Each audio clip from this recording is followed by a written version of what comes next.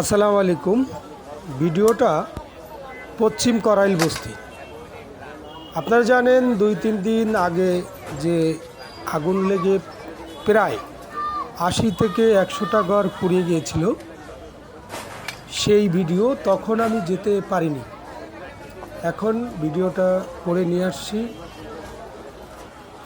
সর্বপ্রথমে ফায়ার সার্ভিসে যারা কাজ করেছেন তাদেরকে অসংখ্য ধন্যবাদ দিচ্ছি, কারণ সবসময় কিন্তু আগুন কোথাও লেগে গেলে তারা কিন্তু জীবনের ঝুঁকি নিয়েই কিন্তু কাজ করতে সক্ষম হয় কিংবা কাজ করেন।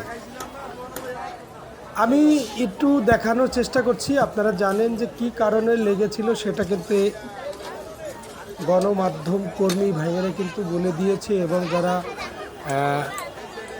এই ফায়ার সার্ভিস যে কর্তৃপক্ষ তারা কিন্তু এটা জানিয়েছেন যে আসলে কিভাবে লেগেছে। আমি সেই দিকে যাব না। এখানে যে ঘরগুলো পুড়ে আসলে মানুষ কিভাবে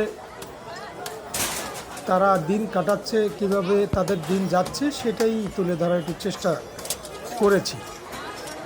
আপনারা দেখতে পাচ্ছেন এখানে কিন্তু অসংখ্য মানুষেরও ভিড়ও রয়েছে। কেউ কেউ কি যেন খোঁজাখুঁজি করছে সেটাও দেখতে পাচ্ছেন। তো আসলে বেশি কথা বলবো না, সবাই ভালো থাকুন।